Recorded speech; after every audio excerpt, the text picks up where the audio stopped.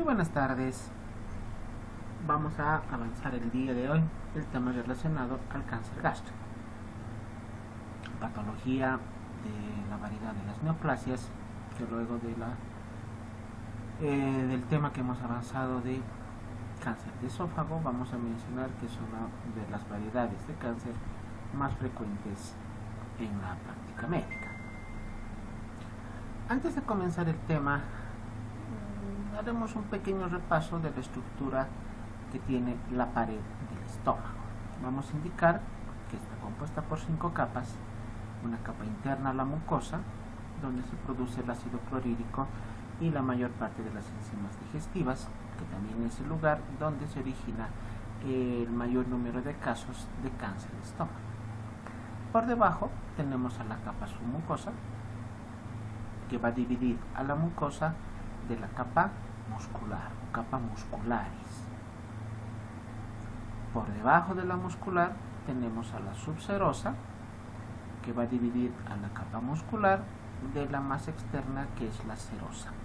Esta capa serosa es la que va a producir un recubrimiento del estómago en toda su extensión y que la va a separar de estructuras vecinas, de órganos vecinos. Dentro de las variedades de patologías neoplásicas, el cáncer de estómago es uno de los más comunes en el mundo. En todo el mundo se han descrito casos de cáncer de estómago, pero con mayor predisposición, seguramente por factores raciales, en el continente asiático. Y dentro del continente asiático, el lugar que tiene mayor número de casos, por lo menos descritos, es el país de Japón. Ahí en el Japón las enfermedades digestivas están bastante arraigadas, tienen un número importante de casos y realmente allá en Japón el tratamiento, diagnóstico y tratamiento de las patologías digestivas en general está bastante avanzado. Es por eso que, como tratando de colaborar con los países de Latinoamérica, es que el Japón ha creado en varios países sus centros de apoyo. Acá en nuestro país tenemos en las ciudades del eje a los hospitales con el nombre de Instituto Gastroenterológico Boliviano-Japonés, que viene como apoyo del gobierno japonés para el diagnóstico, estudio y tratamiento de las patologías digestivas. El cáncer gástrico se origina en el epitelio gástrico, en la capa de la mucosa, y de ahí progresivamente irá invadiendo a las diferentes capas de la pared gástrica. De las variedades de cáncer, el tipo más frecuente es el adenocarcinoma, con un porcentaje de alrededor del 96% de los casos. Eso significa que el mayor porcentaje de casos de cáncer gástrico está relacionado con los de casos de adenocarcinoma. Un 4% restante estará representado por otro tipo de neoplasias, como son los linfomas, los tumores carcinoides o los sarcomas de partes blandas. Por lo tanto, debemos recordar que la variedad más frecuente en cuanto a la presentación de los cánceres de estómago es el adenocarcinoma. Ahora, el adenocarcinoma a su vez se va a subdividir de acuerdo a su característica histológica por la clasificación que le ha dado Lauren en 2 tipos: difuso e intestinal. La variedad difusa nos indica que tiene una incidencia creciente. Es el tipo de la subvariedad, el subtipo de adenocarcinoma que presenta mayor número de casos. No está localizado, por lo tanto puede llegar a presentarse en cualquier zona del estómago, pero con mayor predisposición al estómago proximal, a las zonas proximales del estómago, las zonas más adyacentes al esófago. Tiene una gran tendencia a las metástasis y es el que tiene peor pronóstico. El porcentaje de sobrevida de estos pacientes es muy bajo y el tiempo de sobrevida puede llegar a ser apenas de un par de años. La variedad histológica intestinal tiene una incidencia decreciente, ha ido disminuyendo progresivamente en las últimas décadas. Es un cáncer más localizado, con mayor predisposición a las zonas distales del estómago para su presentación, o sea, las zonas del estómago adyacentes al píloro. Se lo ha relacionado en muchos casos con la presencia del Helicobacter pylori. Es el que tiene mejor pronóstico. No olvidar que ambas son variedades de cáncer. Los dos son cáncer, los dos son neoplasias malignas, simplemente que esta variedad intestinal es la que nos va a dar mejor pronóstico, pero sin dejar de el parámetro de que ambos son cáncer maligno. Para la presencia de los adenocarcinomas y de los cánceres de estómago en general, existen factores de riesgo.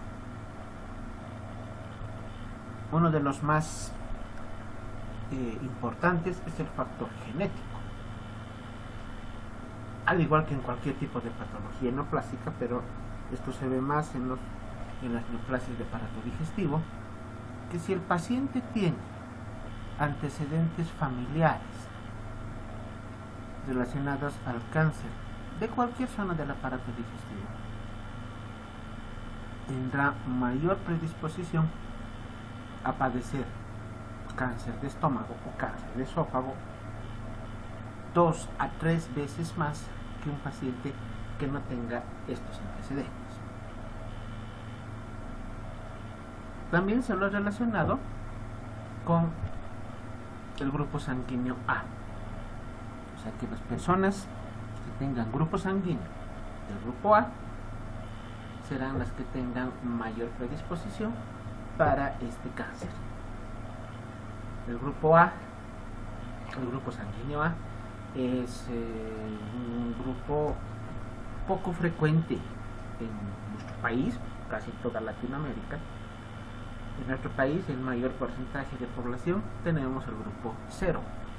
El grupo A está relacionado con ascendencia que pueda venir de Europa o del continente asiático. Entonces, al tener como factores, como antecedentes patológicos, antecedentes familiares, que existe algún familiar con antecedente de cáncer, nuestro paciente tiene una gran probabilidad de presentar esta patología, de igual manera si es portador del grupo sanguíneo A. También debemos tomar en cuenta algunos factores ambientales, como la alimentación. La alimentación realmente es muy variable de un país a otro, e inclusive dentro de un mismo país, de una zona geográfica a otra. Acá en nuestro país, la alimentación es a base de carbohidratos, tanto en el altiplano, valles y el oriente. La alimentación está a base de carbohidratos. Consumo de proteínas en menor proporción, al igual que consumo de vitaminas. Entonces, dentro de una misma zona geográfica pueden haber variantes muy importantes relacionados a la dieta. Pero ¿cuáles son los alimentos que en mayor proporción estarían relacionados con el cáncer gástrico? Pescados, sobre todo pescados marinos, peces de mar. Y algo que aquí en Bolivia está muy arraigado, el uso de condimentos. Además del consumo excesivo de carne roja. Eso no significa que comer carne roja sea malo, por favor, no lo tomemos literalmente.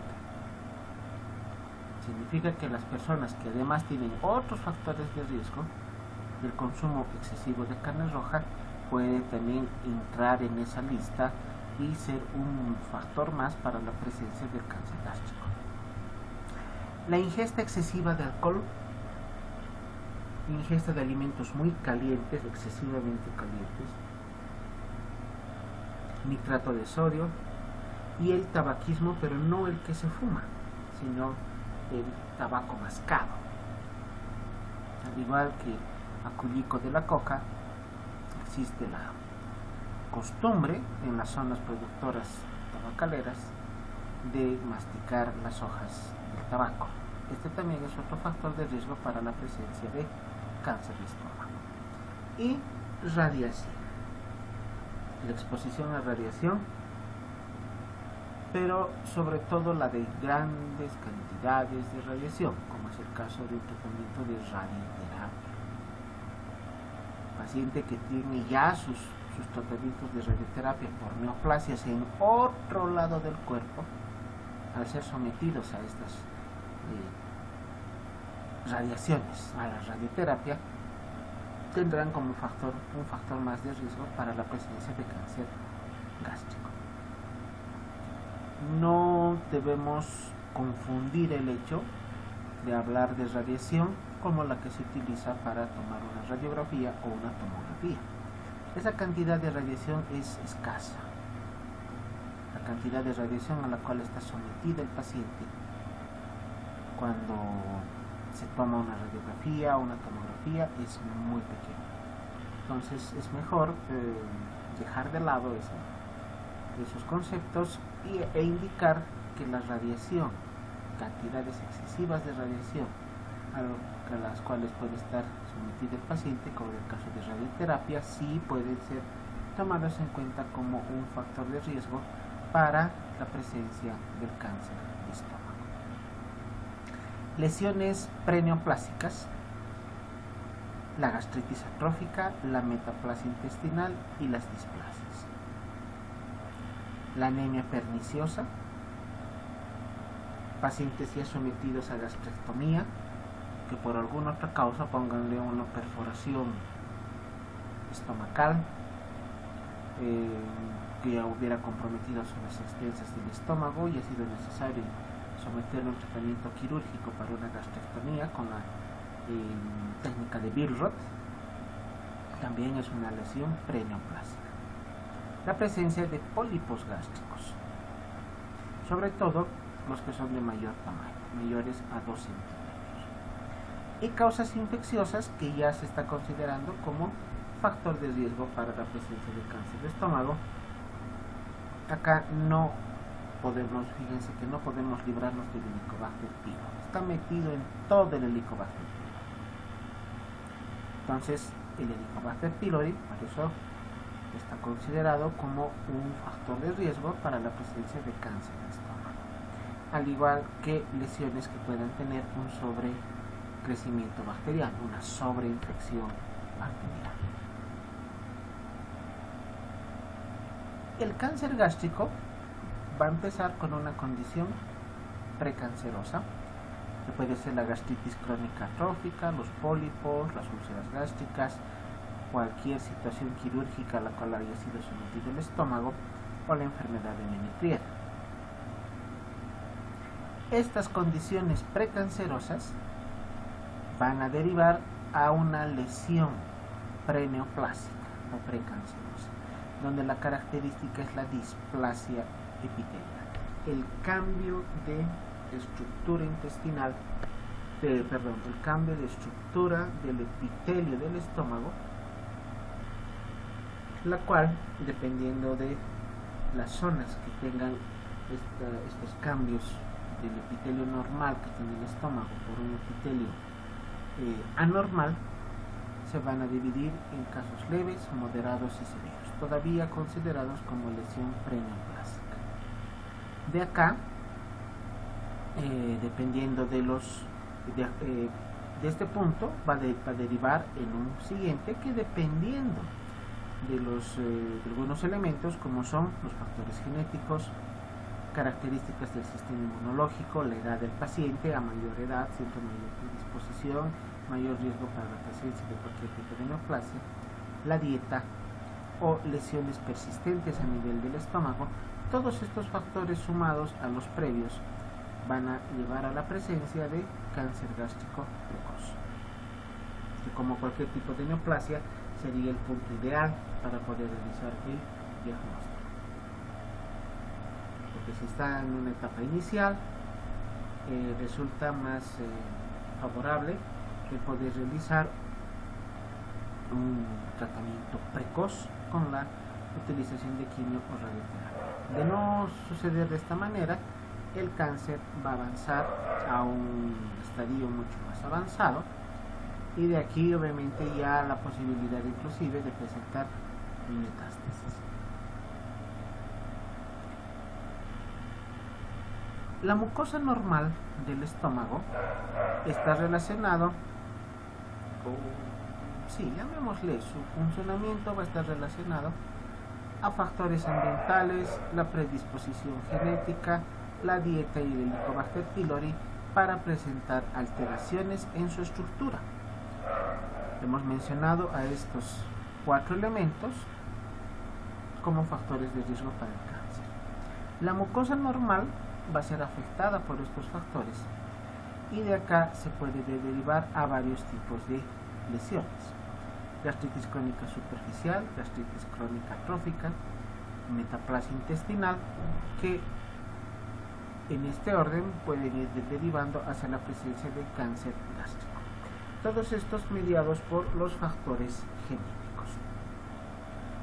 O sea que no solamente la presencia del Helicobacter pylori o los factores ambientales serán los que tengan que ser los culpables, llamémosle así, de la presencia de la gastritis. También los factores genéticos deben actuar sobre estas lesiones para que en última instancia pueda presentarse el cáncer gástrico, cuya último grado evolutivo será la presencia de las metástasis.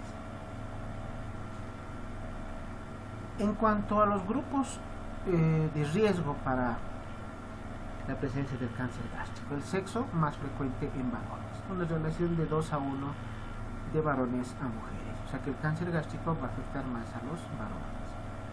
La edad, el grupo etario de riesgo está a partir de los 40 años, que puede extenderse inclusive hasta los 80 años, con un pico máximo a partir de los 70 años, que es donde aumenta la incidencia con un mayor número de casos. En nuestro medio, la edad media de diagnóstico es alrededor de los 60 años. La incidencia va a estar directamente relacionada con la mortalidad. Mayor incidencia de casos, mayor mortalidad. A pesar de que, gracias al avance de los tratamientos oncológicos, la mortalidad ha ido disminuyendo en los últimos años, la supervivencia de los pacientes no ha mejorado mucho. Sacando un promedio de la sobrevida que llegan a tener los pacientes con cáncer gástrico, vamos a indicar que muchos de ellos no pasan de los 5 años. Entonces la supervivencia va hasta los 5 años, donde máximo pasados los 5 años será de 20 a 25%. O sea, un cuarto de los pacientes con cáncer gástrico tendrán una sobrevida mayor a los 5 años. El 75% de los pacientes llegarán a fallecer antes de los 5 años. Por lo tanto, el pronóstico es malo, porque la mayor parte de los casos están con un diagnóstico tardío. Un caso de cáncer gástrico en su etapa inicial lamentablemente es asintomático, donde la dispepsia puede ser una de las únicas manifestaciones clínicas, uno de los únicos síntomas que se puede presentar en alrededor de un 50% de los pacientes. Pero ¿quién va a sospechar de cáncer ante dispepsia? Si nos puede dar dispepsia por haber comido algo muy pesado o por haber comido en exceso. Entonces, pensar en cáncer directamente es solamente ante la presencia de dispepsia resulta ser raro, no entra dentro del concepto usual el estudio de la sintomatología de los pacientes. Entonces, por eso esta es la causa por la cual los cánceres de estómago lamentablemente llegan a un diagnóstico tardío, porque en la etapa inicial la única manifestación clínica puede ser la dispepsia y ciertos grados de anemia muy leve, inclusive muchos pacientes llegan a tener anemia en el cáncer inicial. Pero ya cuando el cáncer gástrico está avanzado, la etapa en la cual sí se realiza el diagnóstico, pero con lesiones ya más avanzadas, con un grado más avanzado en cuanto a su presentación, al daño que ha ocasionado, donde es el momento en el cual se llega a hacer el diagnóstico, pero ya de forma tardía, lamentablemente tardía. Y cuando ya el paciente está en esta etapa de cáncer gástrico avanzado, la pérdida de peso estará en alrededor de un 92% como manifestación clínica más usual, seguida del dolor abdominal, anorexia, náuseas y vómitos, sensación de plenitud gástrica y la palpación de una masa, de una tumoración en un porcentaje bajo. O sea, no piensen que todos los tumores gástricos llegarán a palparse. Palpando el epigastrio llegar a presentar o percibir una neoformación. Solamente un pequeño porcentaje, como ven, estará presente esta manifestación, tomando en cuenta que muchas lesiones no tienen ni siquiera un sobrelevantamiento importante, por lo tanto no se llegarán a palpar.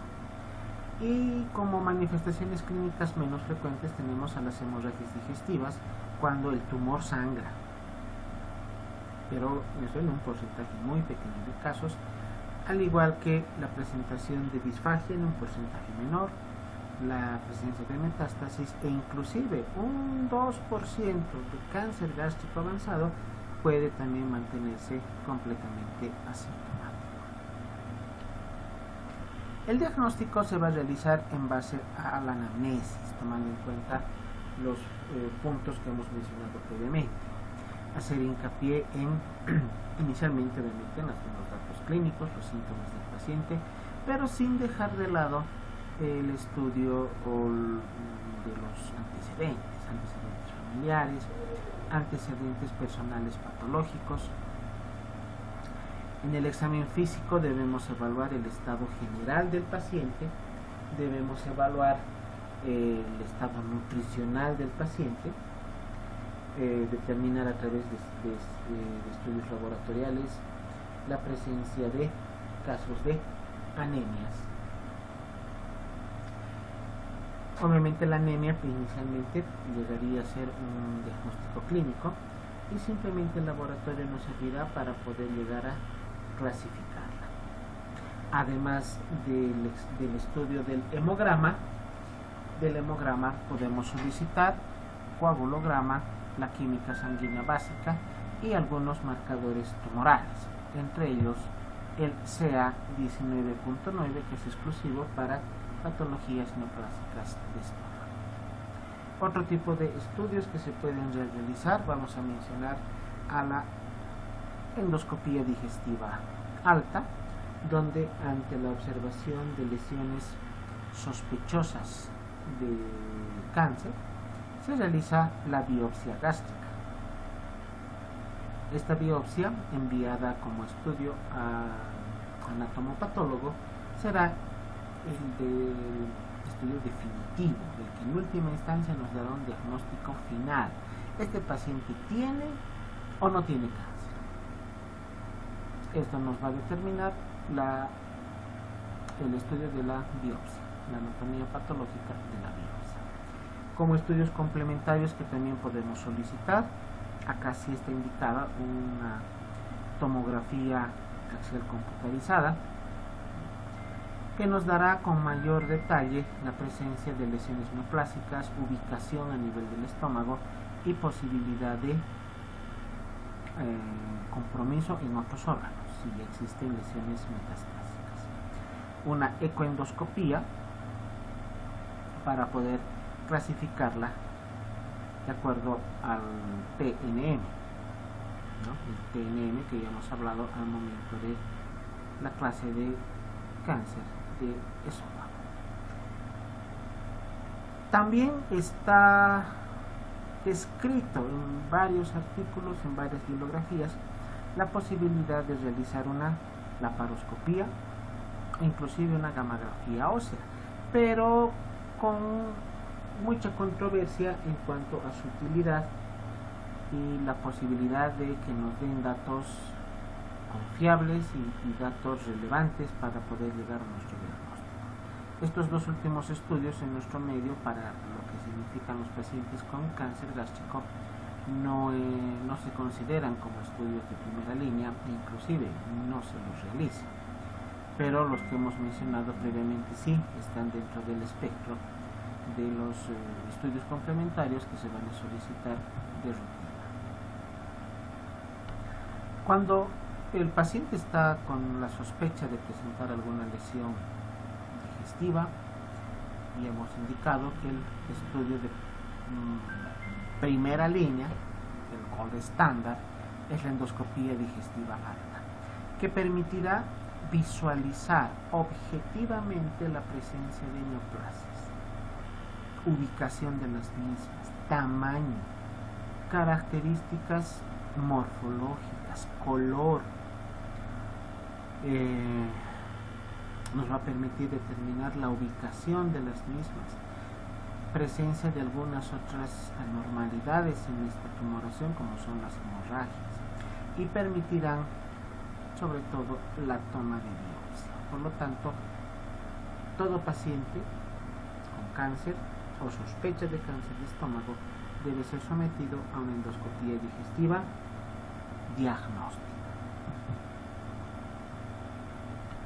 También, aparte de la endoscopía, podemos solicitar una serie esófago-gastroduodenal, una serie o radiografías contrastadas.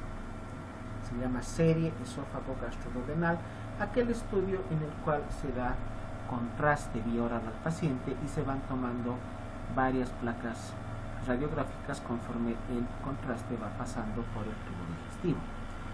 Inicialmente cuando pasa por esófago, luego cuando ya se encuentra a nivel de estómago y cuando discurre por las zonas del intestino. Y no olvidar el marcador tumoral más importante para el cáncer gástrico, el CA19.9. Pero también podemos solicitar el antígeno carcinoma embrionario o la alfa-fetoproteína. Los tres tipos de marcadores tumorales que se utilizan, que vamos a solicitarlos ante el estudio de un paciente con cáncer gástrico.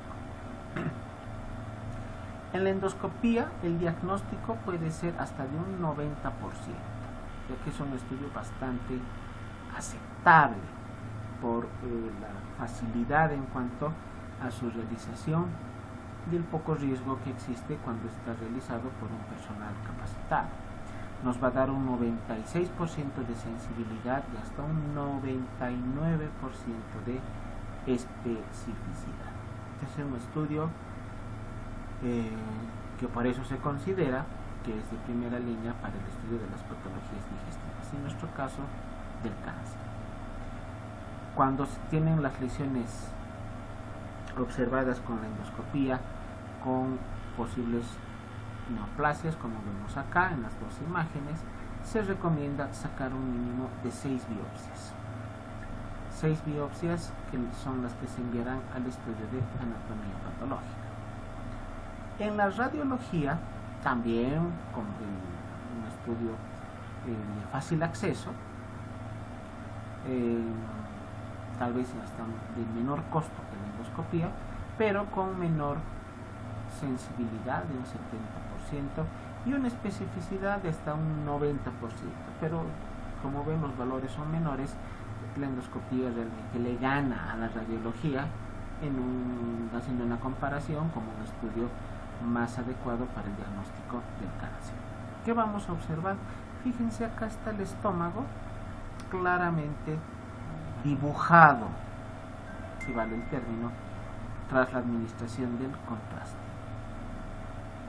Y vemos como el contraste está pintando toda la superficie del estómago. Pero acá vemos una zona que no está agarrando el contraste, bastante grande, en la parte de la curvatura menor del estómago, y algunas otras lesiones más pequeñas en la parte inferior de la curvatura mayor. Estas son zonas donde, al no haber el contraste que está dibujando la pared del estómago, son lesiones sospechosas de neoplasia. Acá vemos otra imagen invertida, porque esta está con las densidades invertidas, como rollos en negativo que antes había de las fotografías, ¿no? Antes de la fotografía digital. Acá vemos como el estómago está de coloración negra en toda su extensión. Les repito, es una imagen en negativo por el contraste, pero acá hay una zona blanca muy grande que está tomando la curvatura mayor, donde se observa una neoplasia, donde se observa una masa tumoral. ¿Cuál es la ventaja de la endoscopía en relación a la radiología? Que la endoscopía nos permite tomar biopsias, en cambio el estudio radiológico no. Con la radiografía no podremos observar o no podremos tomar biopsias. Acá simplemente podemos observar lesiones sospechosas de cáncer, pero hemos indicado que en última instancia la que nos da el diagnóstico es la biopsia y su posterior estudio anatomopatológico.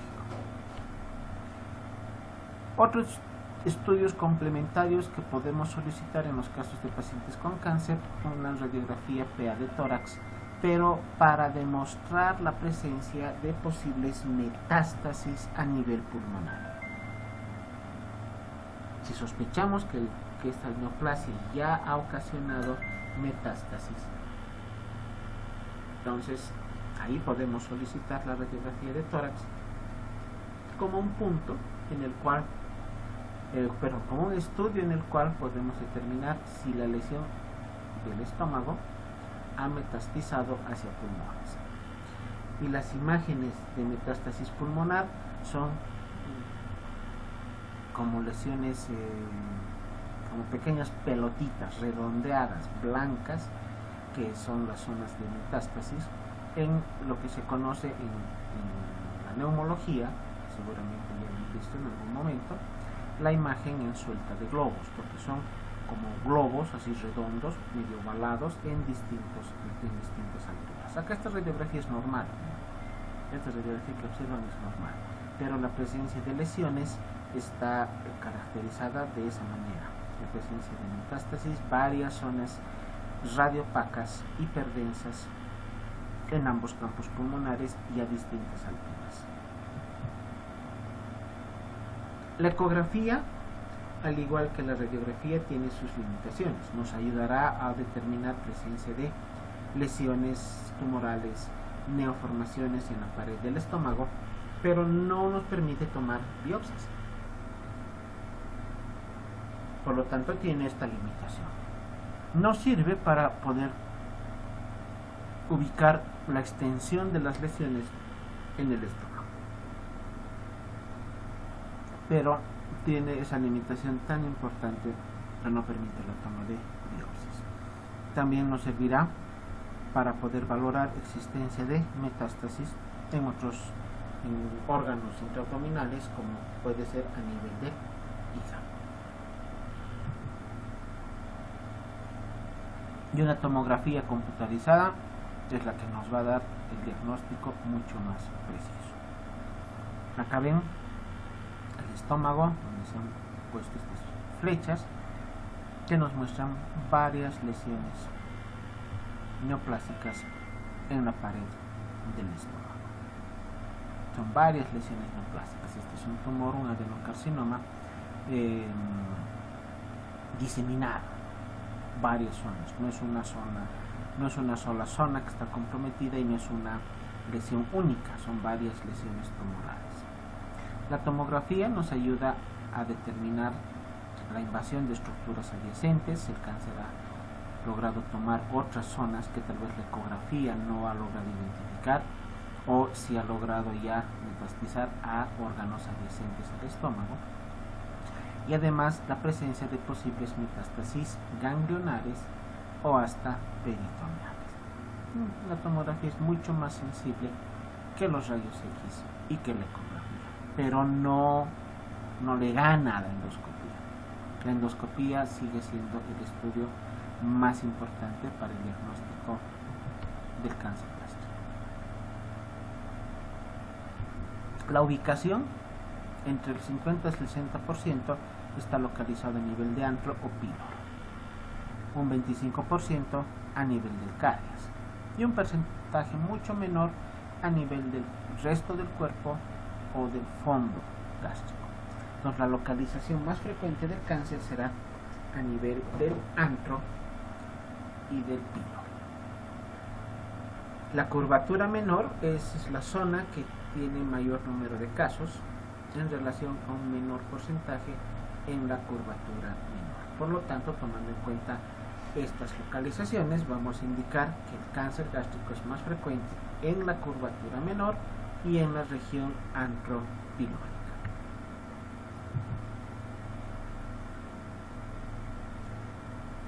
Dentro de las variedades que hemos mencionado al comienzo de la clase, hemos indicado que existe una variedad precoz, la que llega a ser hasta asintomática, y una avanzada. En el cáncer precoz va a haber un confinamiento a mucosa y submucosa. Desde las dos primeras capas, las capas más profundas de la pared del estómago son las que serán comprometidas con el cáncer gástrico en etapa precoz. Pero ya en el cáncer avanzado va a infiltrar por lo menos hasta la pared, hasta la zona muscular. Entonces, en un cáncer precoz, el compromiso de las capas del estómago estará limitado hacia las dos más profundas, mucosa y submucosa. En el avanzado, ya la infiltración será más profunda y debe llegar por lo menos hasta la capa muscular, o en algunas circunstancias mucho más avanzadas puede llegar inclusive hasta la subserosa o la capa serosa.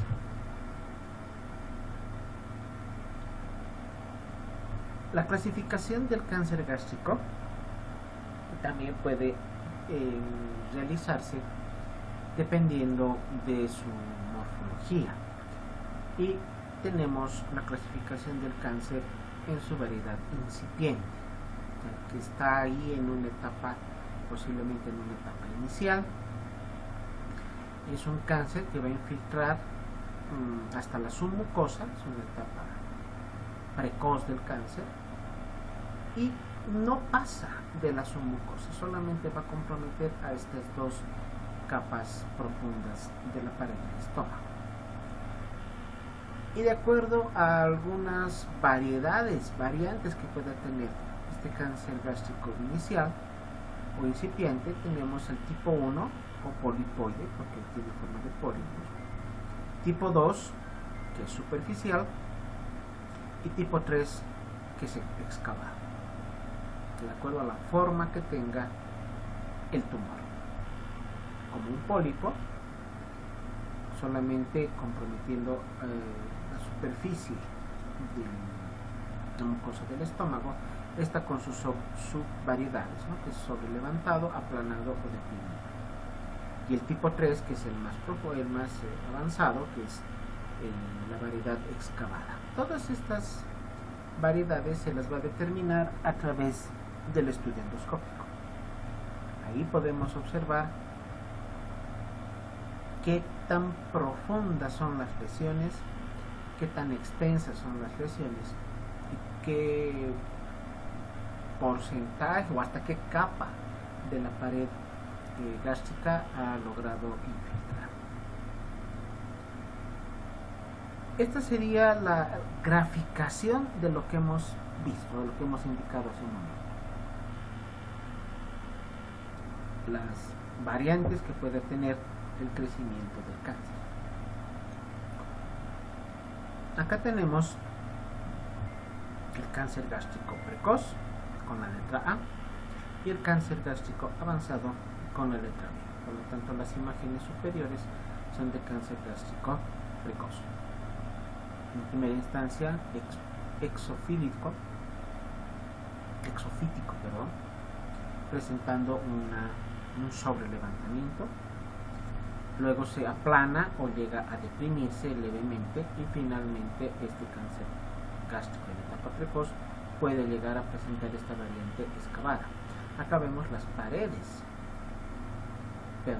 capas de la pared del estómago. La primera, la capa muscular, la capa mucosa, esta es la capa mucosa, la submucosa y la capa muscular. Entonces, la variedad precoz del cáncer gástrico solamente afecta a la mucosa y a la submucosa. En cambio, la variedad avanzada compromete la mucosa, submucosa, pero también estará comprometida la capa muscular. Esta variedad de cáncer avanzado también tiene su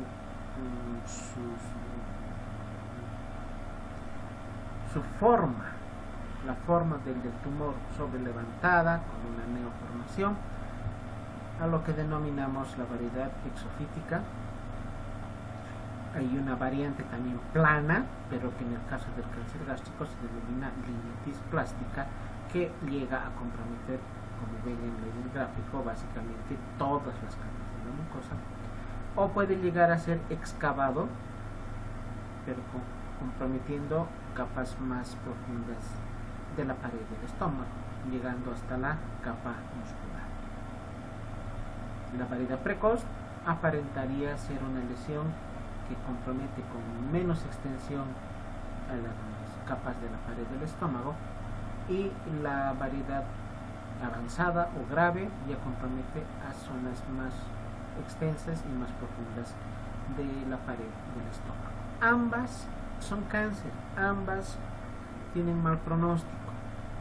Simplemente la variedad precoz tiene un compromiso menor en las capas del estómago, pero sigue siendo cáncer. Eso no significa que este paciente pueda llegar a curarse, porque sus lesiones son más pequeñas o menos extensas. La gravedad de la patología en ambos casos está ya determinada, pero la variedad tardía, de diagnóstico tardío, o el cáncer gástrico avanzado es el que tiene obviamente peor pronóstico. El estudio anatomopatológico ya nos va a clasificar también al cáncer de acuerdo a la escala de Borman. Estas son sus variantes. Tipo 1, con la presencia de masas polipoideas que se proyectan hacia la luz gástrica. O sea, pólipos que empiezan a crecer desde la pared del estómago, desde la mucosa estomacal, y se dirigen hacia el interior de la luz de la cavidad gástrica. Tipo 2 Borman nos indica que estas masas están ulceradas, pero con márgenes bien limitados. Tipo 3 son también masas ulceradas, más profundas y con límites poco precisos.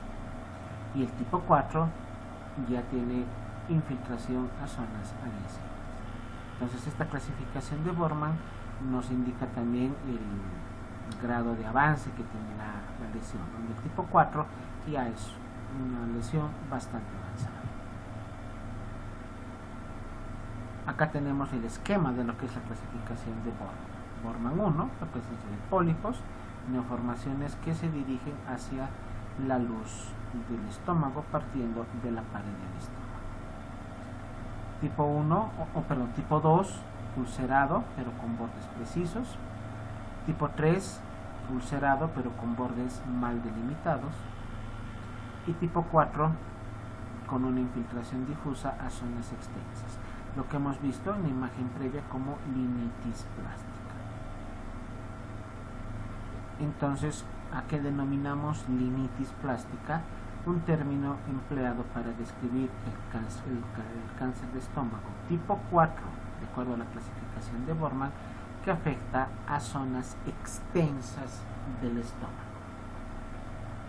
A zonas extensas, aquí indica todo el estómago, ¿no? Pero zonas muy extensas, más del 50% del estómago puede estar comprometido con cáncer. Ese sí es una patología muy grave, con un pronóstico muy reservado para el paciente a corto plazo. Y aquí tenemos la clasificación TNM, que se utiliza básicamente en todos los tipos de neoplasias, donde la T nos ayuda a determinar el tamaño o infiltración, la N, presencia de metástasis ganglionares, y la M, metástasis a distancia. Esta determinación TNM se le efectúa a través de la tomografía que se le practica al paciente. ¿Dónde se disemina el cáncer de estómago? ¿Dónde metastiza el cáncer de estómago? Todo este punto estará determinado por las vías de diseminación. El cáncer gástrico puede metastizar por extensión directa, ¿no? Crecimiento que empieza a nivel de la mucosa de la pared del estómago y se puede ir diseminando a las zonas más profundas o externas de la pared estomacal. Si llega a comprometer a toda la extensión de la pared del estómago, tiene la posibilidad de diseminarse a órganos vecinos: esófago, colon, páncreas, hígado, vaso, aorta inclusive, todos los órganos que puedan estar en directa relación con el estómago o que se encuentren en la zona del epigastrio. De este punto se puede diseminar por vía linfática o por vía hemática. Esta vía hemática es la que nos da las metástasis de tumor. ¿Dónde metastiza en mayor porcentaje el cáncer de estómago? Al hígado, hasta en un 50% de los casos. El segundo lugar será a nivel pulmonar y en menor proporción a las pleuras, a los huesos o al sistema nervioso central. Entonces, la metástasis del cáncer gástrico más usual es a nivel hepático. También puede haber una diseminación peritoneal por la localización intraabdominal del estómago, que en un porcentaje de hasta un 50% de los casos de cáncer gástrico pueda presentarse cuando tenemos a los tumores comprometiendo a la serosa del estómago. El tratamiento. ¿Cómo hacemos el tratamiento? Va a depender de la etapa en la cual estamos haciendo el diagnóstico, si es una etapa precoz o es una etapa tardía. En una etapa precoz inclusive se ha planteado la posibilidad de hacer un tratamiento endoscópico con la resección de la zona lesionada, la zona del tumor, reseccionando completamente la zona tumoral, pero todo por vía endoscópica. Pero como hemos indicado, lamentablemente el diagnóstico de cáncer es tardío y esta posibilidad de hacer un tratamiento endoscópico que resulta ser muy sencillo se aplica en un número muy pequeño de pacientes. Lo que sí está como tratamiento convencional es la cirugía convencional, la cirugía abierta, donde se hace la gastrectomía parcial o total. O se saca todo el estómago o se sacan porciones grandes de estómago donde se localiza el tumor, pero no se saca solo el tumor, no se resecciona solo el tumor, se debe reseccionar también con zonas grandes de tejido sano, garantizando de esta manera que no quede ni una sola célula tumoral, porque de quedarse una célula, de ahí va a empezar otro tumor. Entonces el tratamiento convencional es la gastrectomía. El tratamiento multimodal está relacionado a poder combinar varios tipos de tratamientos, combinar tratamiento quirúrgico con tratamiento quimioterápico o radioterápico. Ya en etapas avanzadas, cuando ninguna de estas posibilidades está dentro del espectro terapéutico, el tratamiento es simplemente sintomático. Como con cualquier cáncer, la utilización de analgesia cada vez más potente hasta llegar al uso de morfina inclusive, ¿no? Por la intensidad del dolor. ¿Qué le vamos a dar paracetamol a un paciente con cáncer? Eso es jugarse con el paciente. Debemos dar analgésicos derivados opiáceos directamente, tramadol, morfina, meperidina, para calmar el dolor de los pacientes. Pero ya es un tratamiento sintomático, paliativo. Sintomático que va a controlar el síntoma. Si hay dolor, analgésico. Si hay vómitos, un antiemético. Si el paciente está con anemia, se le transfusión sanguínea. Si está con dificultad para la alimentación, darle una nutrición parenteral. O sea, el tratamiento paliativo y sintomático va a depender de cuál sea el síntoma que queramos controlar. Cuando al paciente se lo cataloga como posible candidato a un tratamiento quirúrgico, se debe realizar una endoscopía para poder determinar la localización y características físicas del tumor. Obtener biopsias, hemos indicado mínimamente 6, de toda la zona del tumor, o realizar la ecografía endoscópica, que nos ayudará a determinar la extensión de la invasión del cáncer y la posibilidad de invasión hacia inclusive los ganglios, que es lo que nos interesa.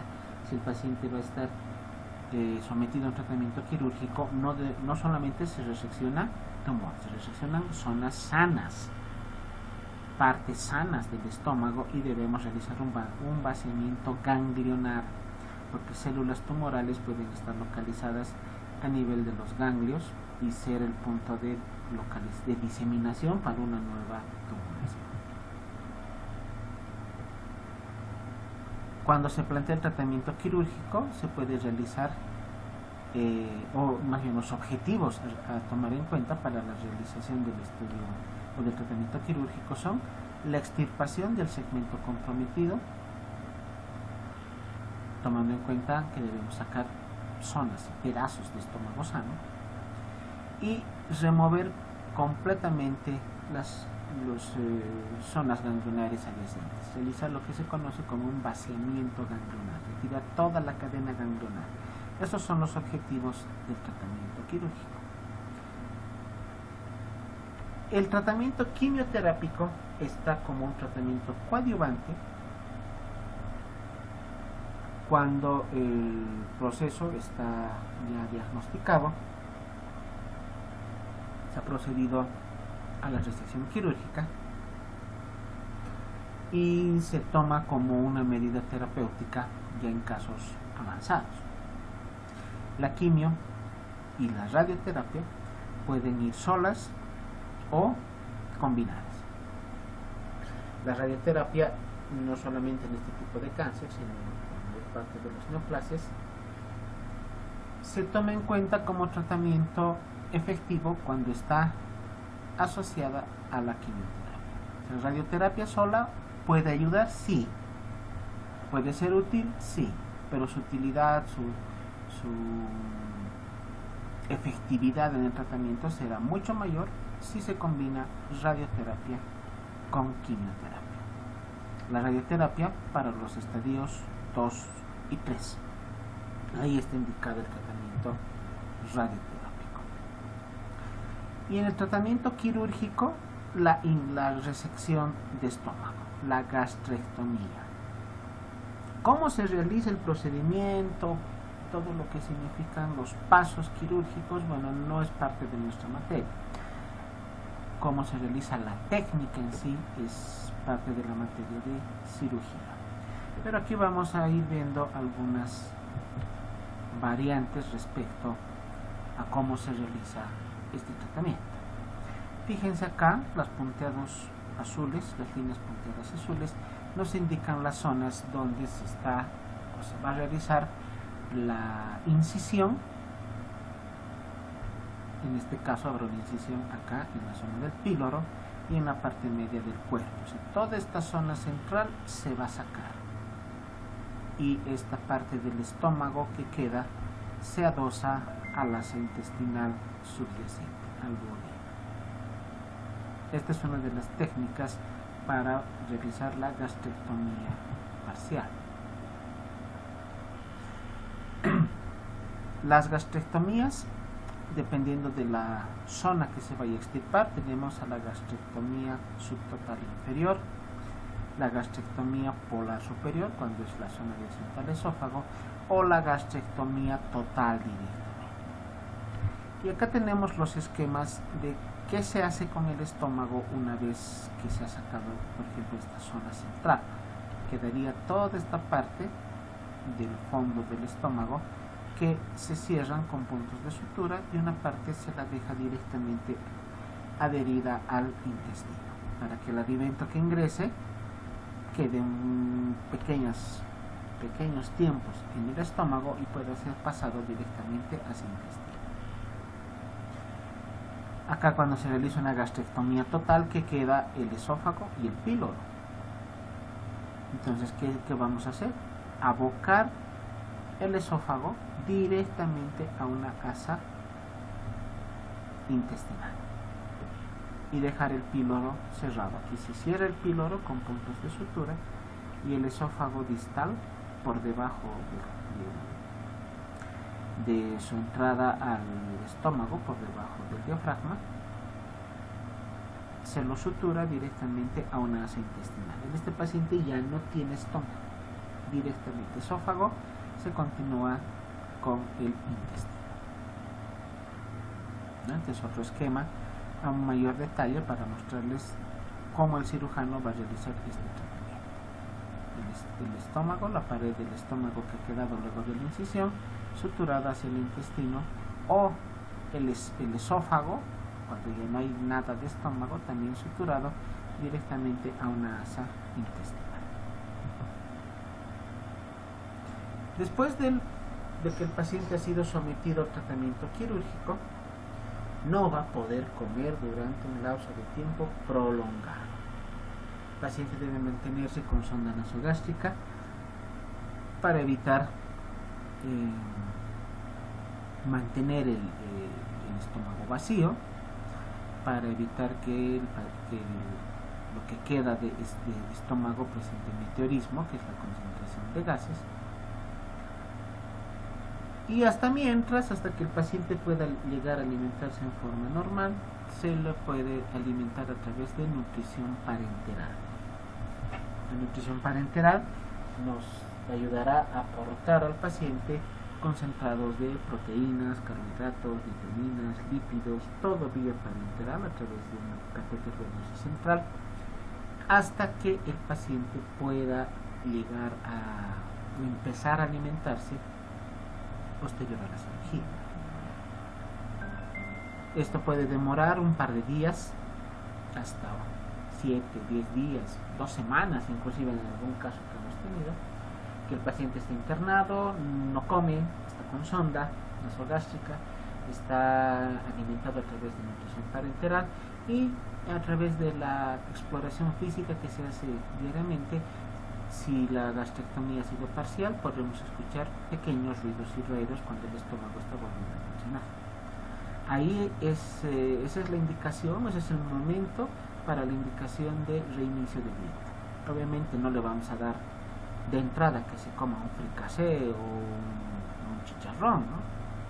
Se empezará con alimentación en base a dieta líquida estricta para ver la tolerancia, que no exista dehiscencia de suturas, que el paciente no presente náuseas, no presente vómitos. Y esta dieta líquida, de acuerdo a la tolerancia que tenga el paciente, se podrá ir cambiando después de varios días. O sea, dieta líquida podemos mantener varios días, pónganle hasta, no sé, unos 4 o 5 días de dieta líquida. ¿Qué significa dieta líquida? Darle mate. media tacita de mate en la mañana, media tacita de mate en la tarde o a mediodía y media tacita de mate a la hora de la cena, hasta que veamos que realmente hay buena tolerancia. Luego se va migrando de dieta a dieta líquida completa, que incluye que se le dé una sopita, que se le dé un poco de gelatina, también varios días, tomando en cuenta también que debemos observar la tolerancia a esta dieta. Si tolera adecuadamente, después de otro número de días se cambia a dieta blanda y finalmente a dieta normal o dieta corriente. Entonces, después de que el paciente empieza a alimentarse, estará todavía internado bajo observación para evidenciar la tolerancia a la dieta un par de días, que puede ser hasta 7 o 10 días más. O sea que el tiempo de internación de un paciente que ha sido sometido a una gastrectomía por un cáncer gástrico será hasta de un mes, ¿no? Si no existen mayores complicaciones.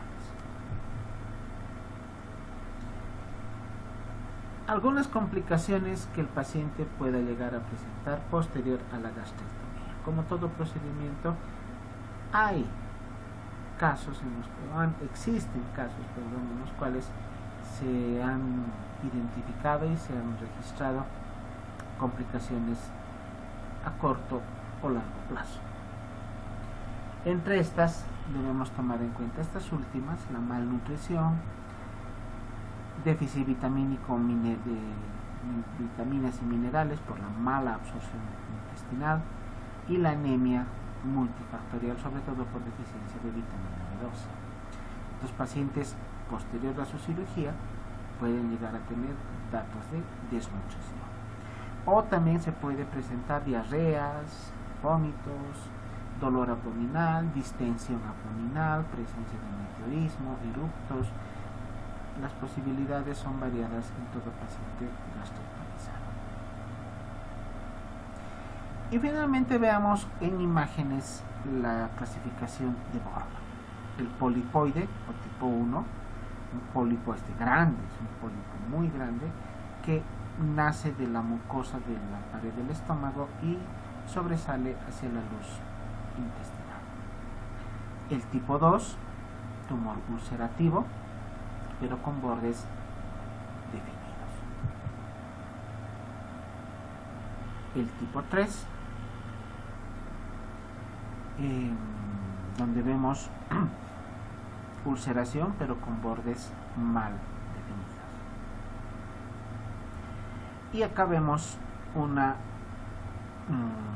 ecoendoscopía. Esta es una ecoendoscopía donde se está logrando observar la invasión en las paredes, en las capas de la pared de la mucosa. Aquí están cada una de ellas: la mucosa, la submucosa, la muscular y la serosa. Como vemos, la invasión que ha tenido el tumor, en este caso aquí está el tumor, esta es una zona del tumor que ha invadido hasta la capa muscular. Para eso nos sirve la ecoendoscopia.